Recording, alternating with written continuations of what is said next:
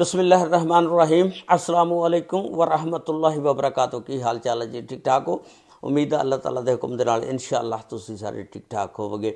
अज के विलाग दे विच मैं तुहाडे नाल एक इंतहाई अफसोसनाक वाक़या जिहड़ा 17 दसंबर नूं कराची के सरजानी टाउन दे विच पेश आया कि एक लड़का अपने घर दुबई तो काफ़ी सालों तो बाद वापस आंदा। जिस वेले वापस आंदा घर दे बड़े खुश हुंदे ने और बड़ियां खुशियां और चावां दे नाल उहनूं बिठांदे ने। जिस वेले वो अंदर जांदा उहदी कज़न बैठी हुंदी आ, उहदे नाल गप्पां शप्पां लाउंदा, लेकिन गप्पां शप्पां लाउणे दे दौरान ही एक ऐसा वाक़या पेश आ जांदा कि और वो पाना फड़दा और पाना उहदे सिर दे उत्ते मारना शुरू कर दिंदा ते वो मौके ते मर जांदी आ और उत्थों नस जाता। वो मुकम्मल तफसीलात कि उन्हें उस अपनी कज़न ने क्यों मारिया, क्यों वाक़या पेश आया, अज की इस वीडियो दे विच मैं तुहाडे नाल शेयर करांगा। ये जिहड़ा वाक़या आ कराची दा आ, सरजानी टाउन दे विच एक तेसर टाउन आ, सैक्टर 50C दे विच 127 L मकान नंबर आ। उत्थे एक फैमिली रहिंदी आ। उस फैमिली के सरबराह का नाम है गुलाम हुसैन। गुलाम हुसैन की बीवी का नाम है राफे। इन्हां दी एक बेटी आ 19 साला, उहदा नाम है कोमल। राफे की एक भैन आ जिहदा नाम है उस्मा। उस्मा लाड़काने रहिंदी आ। उस्मा दे जिहड़े शौहर आ खामद आ, उहदा नाम है गुलाम कादर मगसी। गुलाम कादर मगसी ते उस्मा नूं अल्लाह ताला ने एक बेड़ा दिता जिसका नाम आ राशद। हुण जिहड़ी उस्मा आ वो अपनी भैन कोल कराची जांदी, राफे को जाके कहंदी आ कि मैनू अपनी कोमल का रिश्ता जिहड़ा ना मेरे पुत्र राशद वास्ते दे दे। खैर ये कहंदी मैं अपने शौहर नूं खामद नूं पुछ के तैनूं दसदी आ। उन्हें अपने शौहर नूं पुछया, उहदा शौहर भी राज़ी हो जाता कि चलो तुसीं दोनों भैणां जड़ियां कट्ठियां हो जाओ। उस तो बाद ये फिर जिहड़े ने मंगनी कर दिंदे ने, कट्ठे बहिंदे ने राशद और कोमल दी। उस तो बाद राशद जिहड़ा ना दुबई चल जाता, उन्होंने वीज़ा मिल जाता, दुबई जाके नौकरी करनी शुरू कर दिंदा। उस तो बाद ये अपने राबते च रहिंदा कोमल दे नाल, लेकिन कोमल जिहड़ी है इनू ज़्यादा अहमियत नहीं दिंदी हैगी। ये फ़ोन ते राशद ने बड़ी कोशिश करदा राबता करने की, लेकिन उन्होंने ज़्यादा अहमियत नहीं दिंदी, कदे कदे उहदा जवाब दे दिंदी सी। उस तो बाद इन्हें ना कोमल ने अपनी अम्मी राफे नाल गल कीती कि अम्मी मैं राशद दे नाल नहीं शादी करनी, मैं एक होर लड़के नूं पसंद करदी हाँ, उसका नाम आ फरहान, मैं उहदे नाल शादी करनी आ। उहदी अम्मी कहंदी कि की तू बकवास करी जा रही हाँ, ये गल दा जदों तेरे अब्बे नूं पता लगा तो वह तैनूं मार देगा, तो इत्थे ही चुप कर जा। वो कहंदी मां तू जो मर्जी कर ला, मैं शादी फरहान दे नाल ही करनी आ। उस तो बाद जिस वेले ये फरहान नूं दसदी आ, फरहान कहंदा कि फिर आपां इहदा हल यही आ कोर्ट मैरिज कर लैंदे आ। तो ये ना फरहान जिहड़ा उहदे घर दे भी नहीं मानदे हैगे, तो ये दोनों फिर जिहड़े ने निकलदे ने, निकल के कोर्ट मैरिज कर लैंदे ने। उत्थे तुसीं ये देखो कोमल इन्नी दलेर आ, अपने अब्बे नूं फोन करदी आ कि अब्बा मैं ना कोर्ट मैरिज शादी फरहान दे नाल कर लई आ ते मैं घर आ रही हाँ। उहदा अब्बा कहंदा की तू बकवास करी जा रही हाँ। उहदी अम्मी कहंदी हाँ इन्हें मैनूं दस्सिया सी कि मैं फरहान नाल शादी करनी है, राशद दे नाल एग्री नहीं, लेकिन मैं चुप कराता सी कि खामोश हो जा, इत्थे ही तेरा अब्बा जिहड़ा ना वो तैनूं मार देगा। खैर ये ना फरहान नूं लैके अपने घर जिस वेले आंदी है, इहदे वालदैन जिहड़े ने इन्हां नूं धक्के मार के बाहर कढ दिंदे ने और दरवाज़ा बंद कर लैंदे ने। हुण फरहान इनू लैके अपने घर चला गया, उत्थे इन्हां ने रहना शुरू कर दिता।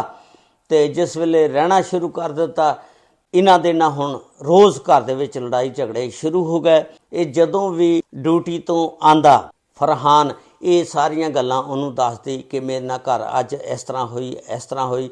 फरहान अगों कहंदा कि जिहड़ियां लड़कियां दौड़ के शादी करदियां उन्हां दे नाल फिर इसे तरह के वाक़यात हुंदे ने, ते हुण तू चुप करके बर्दाश्त कर ते इन्हां दे विच हौली हौली एडजस्ट होने की कोशिश कर। खैर लड़ाइयां झगड़े रोज़ चलते रहे, रोज़ चलते रहे, रोज़ उन्होंने दसदी रही। फरहान ने एक दिन ना उन्होंने गुस्से दे नाल झंडा मार दित्तियां। जिस वेले झंडा मार दित्तियां, ये समान चुकदी है अपने माँ प्यो के घर आ जाती है और आके पैर फड़ लैंदी है। उन्होंने कहती है कि मैनू माफ़ कर दिओ, मैं बहुत बड़ी गलती की कि मेरी सिलैक्शन बड़ी गलत सी। तो खैर वालदैन हुंदे ने, माँ बाप हुंदे ने, माफ़ कर दिंदे ने। जिस वेले राशद नूं दस्सिया गया दुबई दे विच कि वो इस तरह उन्हें शादी कर ली सी ते हुण ओह तलाक लैण लगी आ, राशद फिर खुश हो जाता कि चलो हुण मेरी जिहड़ी आ उम्मीद आ मैं उहदे नाल शादी कर लांगा। तो राशिद जिहड़ा ना बड़ा खुश हुंदा, फिर कोमल नूं फोन करके कहंदा कि कोई नहीं तू टेंशन ना लै, मैं तेरे नाल शादी करने वास्ते तैयार हाँ और मैं तेरे नाल दोबारा शादी करांगा। उन्हें कोमल का हौसला वधाया और फिर आपस में ही एक दूजे नाल गल्लां करनियां शुरू कर दित्तियां। अच्छा, हुण इधरों घर वालियां ने ना खुला दा केस दायर कर दिता। जिस वेले तलाक दा पहला जिहड़ा ना आर्डर जिहड़ा कोर्ट दा हुंदा ਜਾਂਦਾ फरहान को, फरहान परेशान हो जाता कि मैं तो इनू वैसे डराया धमकाया सी ते इन्हें तो सच्चियों मैनू तलाक दा आर्डर जिहड़ा भेज दिता। खैर इन्हें ना फरहान ने अपने वालदैन नूं नाल लिया, माँ प्यो नूं लैके ते उन्हां दे घर चले गए, जाके पैर फड़ ले, उन्होंने मनाना शुरू कर दिता, मैनू एक बारी माफ़ी दे दिओ, मेरे को गलती हो गई तो मैं कोमल नूं लिजाना चाहना। खैर उन्हां दे घरदियां ने ना कोमल नूं जाण नहीं दिता, उन्होंने धक्के धुक्के मार के कढ़ दिता। हुण उधरों दुबई तो टिकट लैके राशिद जिहड़ा पाकिस्तान पहुँच जाता। राशिद जिस वेले दुबईयों आंदा आके ते सीधा कराची कोमल दे घर आ जाता ते उहदे घर दे बड़े खुश हुंदे ने कि दुबईयों चलो राशिद आ गया। तो ये कहते ने कोमल अंदर बैठी आ, तू उहदे नाल बैठ के गपशप ला ते असीं तेरे वास्ते खाने का बंदोबस्त करते हैं। ये जिस वेले खाना लैण जाते ने, कोमल जिहड़ी आ अंदर बैठी हुंदी, राशिद भी उत्थे चल जाता है, दोनों जाके गपशप लाउंदे ने। राशिद हुण कोमल नूं कहंदा कि तू उहदे कोल तलाक लै ला ते तलाक दा नोटिस भी तुसीं पहलां भेज दिता, अगर तलाक हो जाती मैं तेरे नाल शादी कराउण वास्ते तैयार हाँ, मैं तेरे नाल हुण शादी करवा लैना।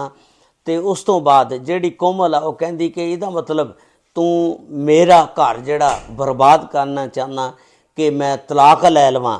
तो उहदी क्योंकि मुहब्बत जिहड़ी हजे सी वो फरहान दे नाल ही सी। राशिद नूं इस गल ते बड़ा गुस्सा आया। उत्थे एक पाना पिया सी, उन्हें वो पाना चुक्या, लोहे का पाना सी जिहड़ा उहदे सिर दे विच मारना शुरू कर दिता। जो ही उहदे सिर दे विच पाना मारिया, इन्ने पाने मारे कि वो मौके ते मर जाती है, खूनो खून हो जाती है। उस तो बाद ये उत्थों दौड़दा फरार हो जाता, निकल के बाहर अपने लाड़काने माँ प्यो नूं फोन करता कि मैं कोमल नूं मार दिता ते तुसीं दौड़ जाओ, पुलिस हुण तुहाडे उत्ते छापा मारेगी, तुसीं पकड़े जाओगे।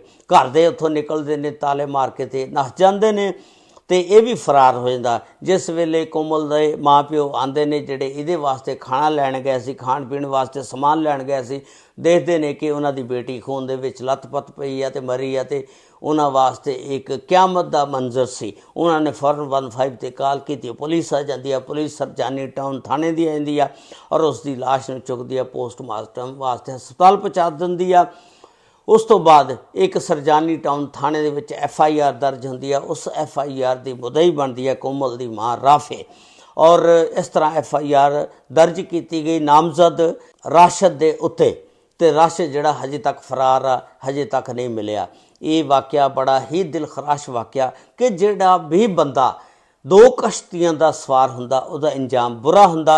हमेशा एक ही कश्ती रखनी चाहिदी आ और बंदा फिर पार लग जाता।